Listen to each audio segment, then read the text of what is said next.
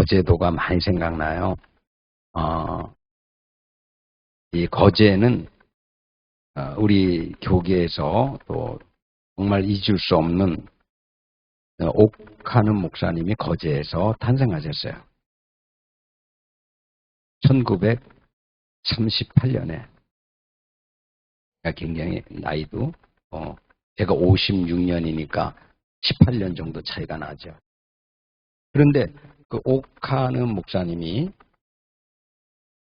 30 몇 년 동안 목회 생활을 하면서 늘 잊지 못하는 것이 그 당시입니다. 그 조선소가 없었어요. 그때는 또 뭐예요? 일제 치하입니다. 일제 아래에 있었어요.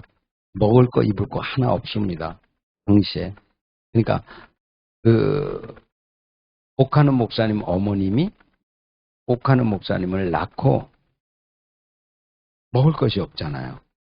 그러니까 우리 아무리 어머니가 사랑해도 먹을 것이 있어야 먹고 나서 뭐도 납니까? 안 나. 그렇게 애가 막 울어, 배가 고파서. 그런데 그 어머니가 항상 하는 말은 아니고 한두 번 옥하는 목사님을 이렇게 하면서 얘야 그러면서 너 낳고 말이야. 엄마가 네가 막 우는데 엄마가 젖을 주려고 보니까 젖이 안 나와. 먹을 것이 없어서 줄 수 없어서 그게 얼마나 어머니를 아프게 했는지 모른다고. 그런데 옥하는 목사님이 목회하시면서 다른 건 다 잊어버렸는데도 어머니가 하신 말씀, 얘야 엄마가 너를 그렇게 사랑하고 너를 그렇게 뭔가 주고 싶은데 엄마가 줄 것이 아무것도 없구나. 그러셨던 그 음성. 그런데 옥하는 목사님이 목회를 하시면서 이제 목회 말년이시죠. 그런데 다시 생각해봐도, 다시 돌아봐도 엄마가 줄 수 없었던 그것을 떠올려 생각하면서 지금도 목사님은 돌아보면 우리 주님께서 하나님이 하나밖에 없는 독생자 외아들을 우리들을 위해서, 나를 위하여 주셨다는 것. 다시 말하면 십자가에 힘없이 내줬다는 것이 머리로 이해되지 않는다는 거예요. 성경 말씀을 읽어서는 볼 수는 있지만 그 사랑이 얼마나 큰지를 도저히 머리로 상상이 안 된다는 거예요. 그러나 여러분, 저와 여러분들을 위해서 주님이 십자가 지시는 겁니다. 아멘. 상상이 아닙니다. 우리 부모는 사랑을 해도, 우리 아버지는 우리를 사랑해도 없으면 줄 수 없어요. 근데 우리 주님은 하나밖에 없는 외아들, 독생자를 아낌없이 우리를 위해서 주시는 거예요. 할렐루야. 그 사랑 잊지 않기를 축원합니다. 오늘 말씀은 히브리서 12장에 있는 말씀이지만 사실 이 히브리서의 말씀은 굉장히 내용이 깊습니다. 여러분들이 히브리서에 대한 거를 제가 일부러 오늘 설명하지 않고 지나가려고 유튜브에다가 여러분 우리 같이 우리 교인들이 나눌 수 있는 열방교회 카톡이 있어요. 거기에 히브리서의 개요를 여러분들에게 올려놨어요. 지금은 제가 일일이 가르쳐 주는 것보다도 좋은 그런 유튜브 방송이 많으니까 그래서 오늘 가서 여러분 한번 돌아가서 보세요. 얼마나 히브리서가 깊은지.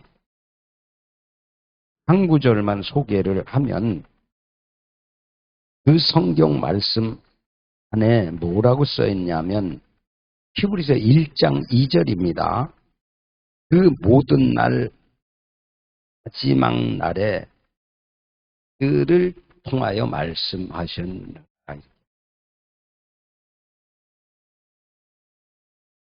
그러니까 지금 성경이 기록되어 있는 그 시점을 보게 되면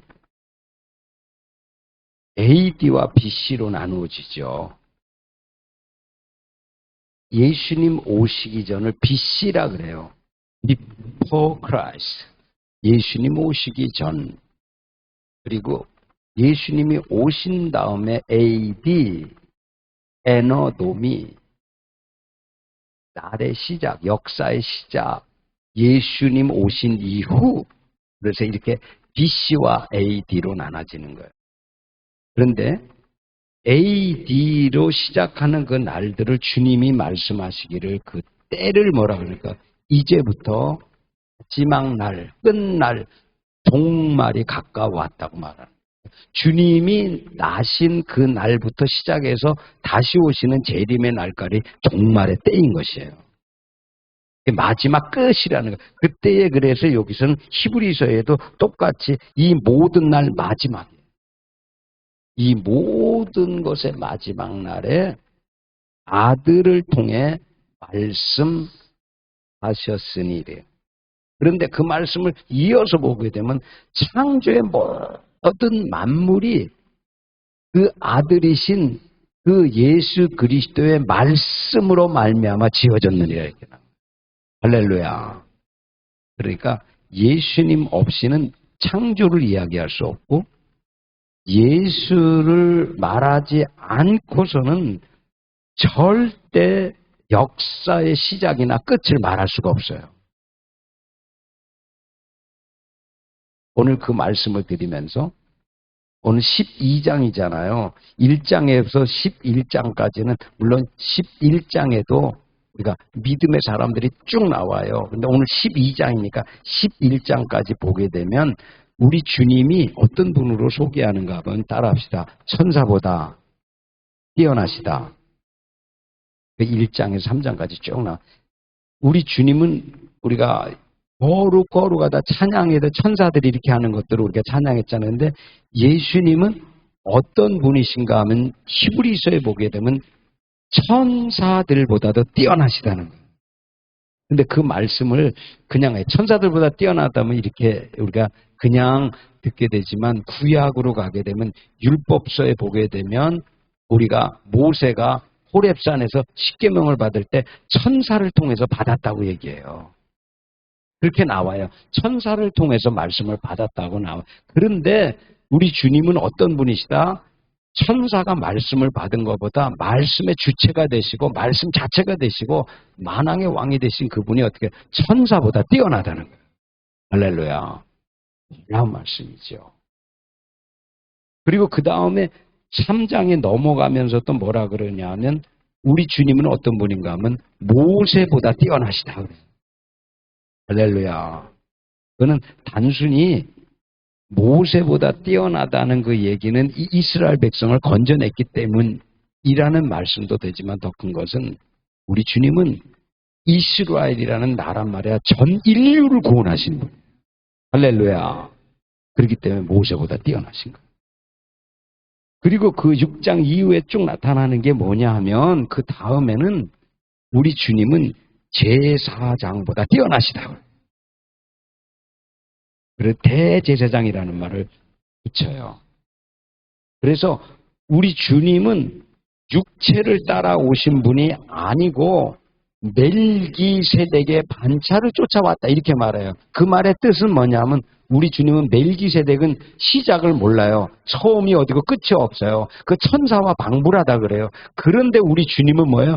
멜기세덱의 반차를 쫓아온 것처럼 우리 주님은 어떻게 제사장보다 더 뛰어나시다는 거예요. 할렐루야. 오늘 그런 의미에서 12장으로 넘어가면서 그러기 때문에 우리가 천사를 바라보거나 모세 같은 지도자를 바라보거나 제사장을 바라보지 말고 믿음의 주여 온전케 하시는 주님을 바라보라는 거예요.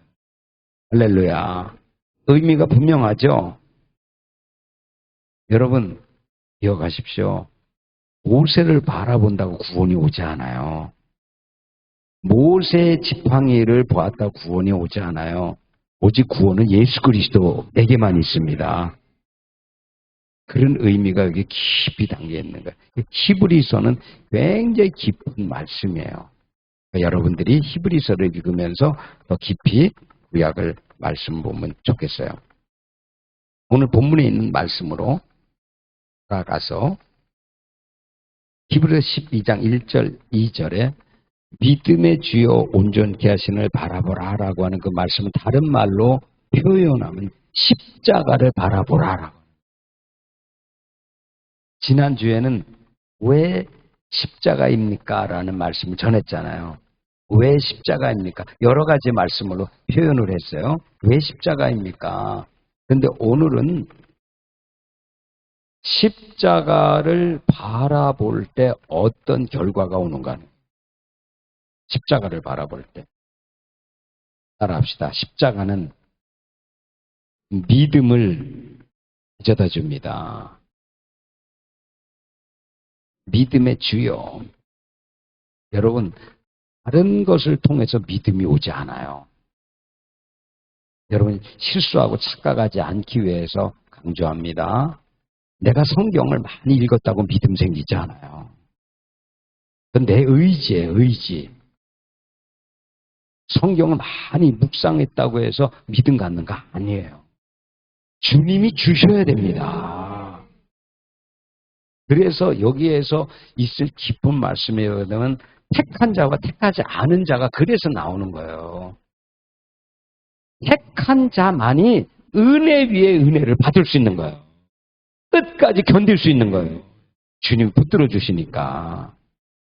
그러나 아무리 오늘 사순절이니까 아무리 주님 곁에서 주님을 따라다니고 주의 기적에 참여하고 기적을 보았고 주님의 재정을 맡아서 주님 앞에 뭐 맛있는 거 좋은 거 다 해주고 따라다녔지만 가롯 유다는 버려졌어요. 마귀가 끌고 갔어요. 결국 자기의 목숨을 스스로 끊어서 자살하고 죽어버렸어요. 왜? 주님 따라다닌다고 되는 게 아니라는 거예요. 도와줬다고 되는 게 아니에요.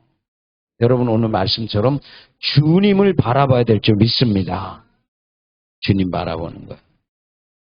그러면 주님 바라본다고 하는 뜻을 더 정확하게 여러분에게 말씀을 드리겠습니다. 베드로가 주님의 수제자입니다. 믿음이 좋아요, 안 좋아요? 베드로를 안 좋다고 얘기하는 사람은 베드로는 수제자이면서 나보다 잘 믿는 사람 있으면 나와보라 그래. 나보다 앞장서고 싶어하는 사람이 있다면 나보다. 그러면서 항상 베드로는 예수님을 따르는 데에서는 첫 번째가 돼야 되는 거예요.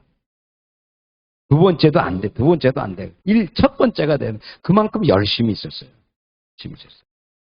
그래서 예수님이 어느 날 얘들아 너희는 먼저 이 갈릴리 바다를 건너가 건너편으로 가라. 그리고 내가 그 다음에 가겠다.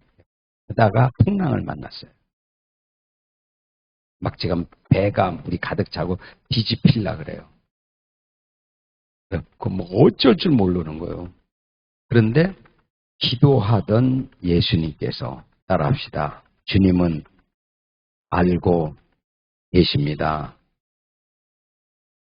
기도를 막 하다가 지금 뭐 기도하는 중에 저 건너가는데 풍랑에서 막 어려움이 막 생기는 걸 아니까 주님은 항상 그래. 항상 믿음의 성도들이 하나님의 사람들이 고난당하고 어려움 당할 즈음에는 도우러 오십니다.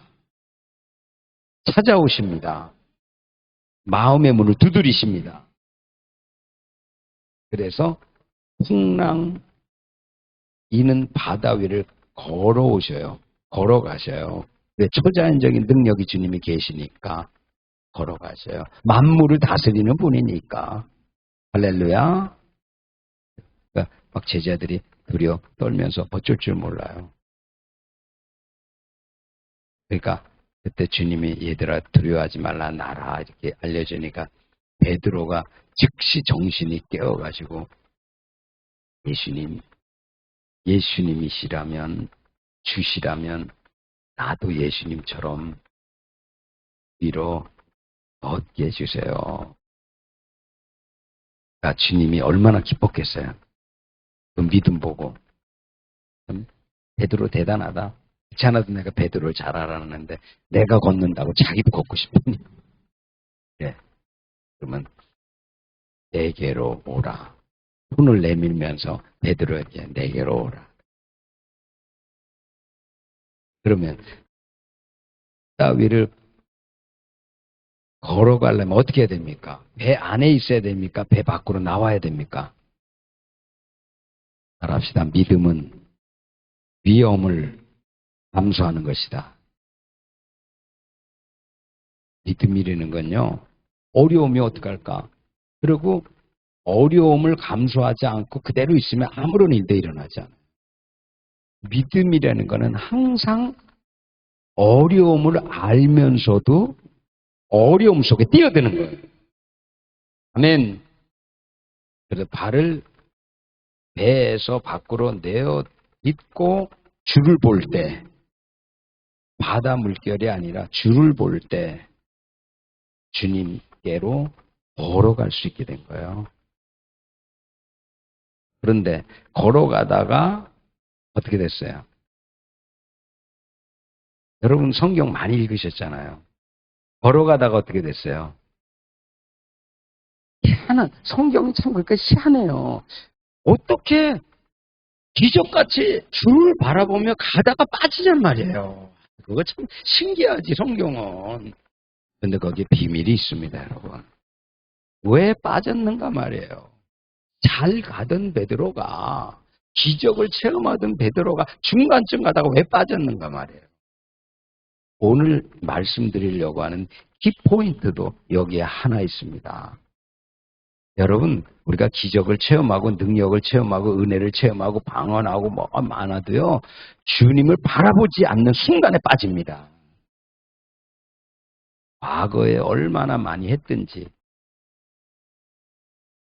우리 옥하는 목사님이 지나간 과거를 그렇게 큰 목회를 하시고 나서도 주님이 하신 그 일을 다 깨닫지 못해서 머리로 이해되지 않아서 자기같이 거제를 뭐 이렇게 약화시키는 게 아니에요.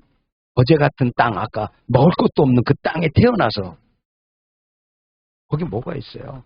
하나님이 그 연약한 어린 아이를 주의 종이 되도록 기르고 길러서 한국교회 별같이 빛나는 그런 사람 되게 만드신 거예요.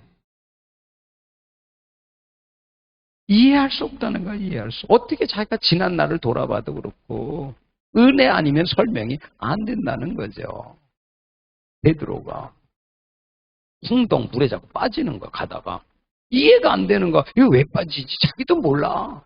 따라합시다. 빠지는 자기도 왜 빠지는지 모른다.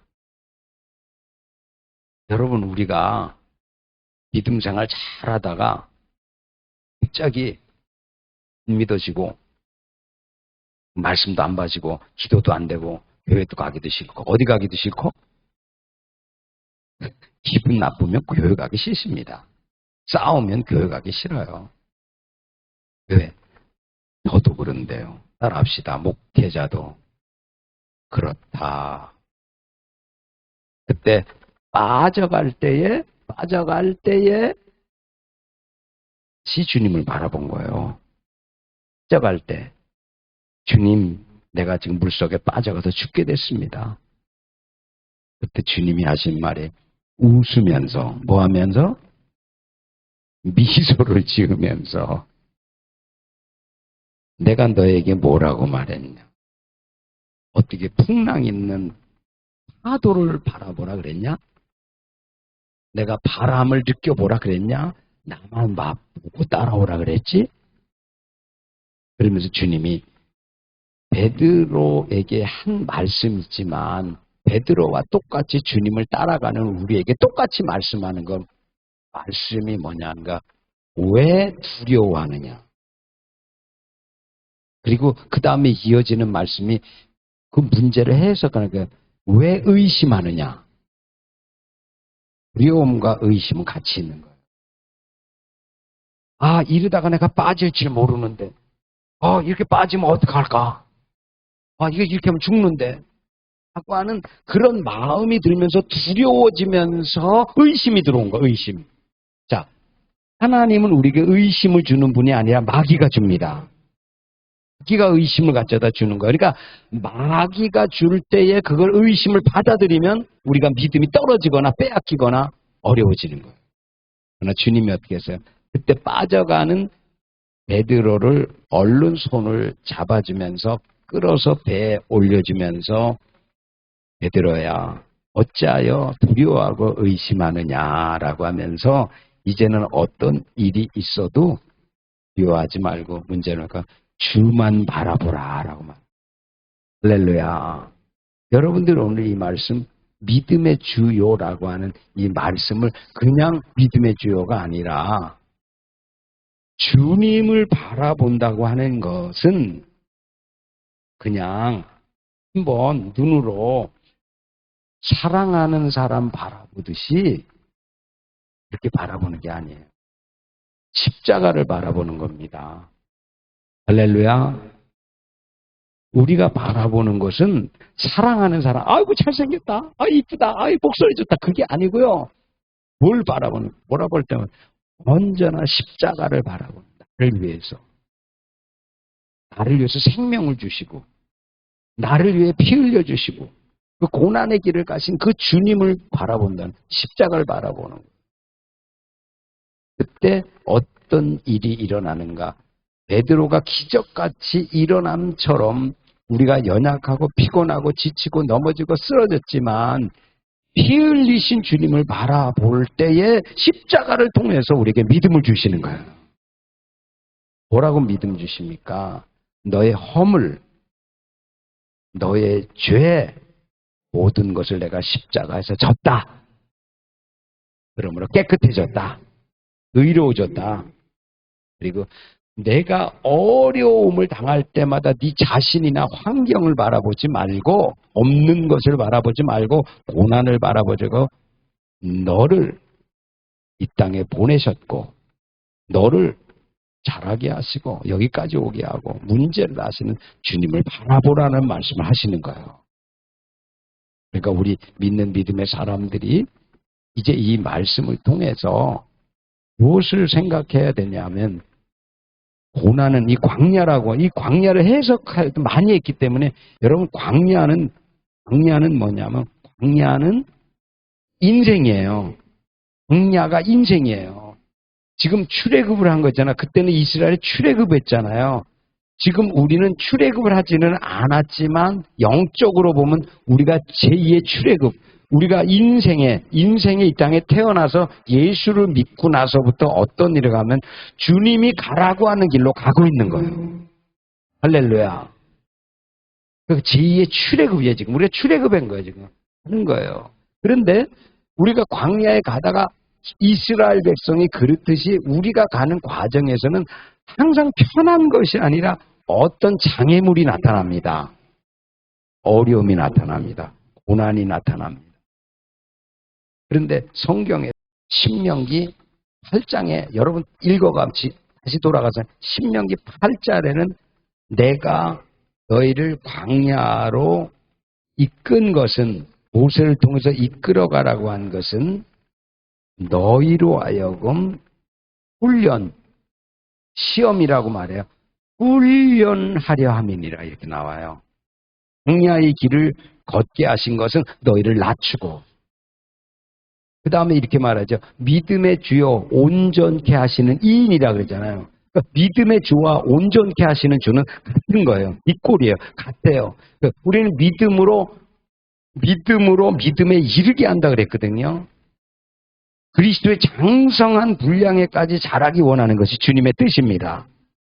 그래서 어떻게 온전케 하기를 원하거나, 근데 온전함은 언제 이루어지는가 하면 광야에서 훈련 중에 온전케 되는 거예요. 근데 거기 뭐라 그래요? 신명기 8장에는 주님이 이끄시고 인도하신 것은 너희를 낮추시고라는 말이에요. 여러분, 우리는 지금 잘 모르지만 우리가 굉장히 교만할 때가 있어요. 항상 교만한 건 아니죠. 교만할 때가 있어요. 어느 때 교만한가 하면 무슨 일이 잘 될 때, 성공했을 때, 뭔가 이루어졌을 때 교만해지는 거예요. 내가 열심히 했더니, 내가 노력했더니, 기도를 많이 했더니 그런 거예요. 기도를 많이 한 거는 뭐 교만이라고 말할 수는 있는 건 아니지만은 우리가 뭔가 하는 거예요. 하나님 없어도 되는 것처럼, 하나님 안 도와줘도 능히 할 수 있는 것처럼, 그래 교만한 마음을 갖는 거예요. 그러니까 하나님이 광야로 보내서 광야에 가니까 아무것도 없어. 기대할 것이 없어. 3일 동안 갔는데 물도 없어. 그러니까 어떻게 이들이 없으니까 원망하고 불평했어요. 누구를 원망했습니까? 여러분 거기 말씀해 보면 하나님 원망합니다.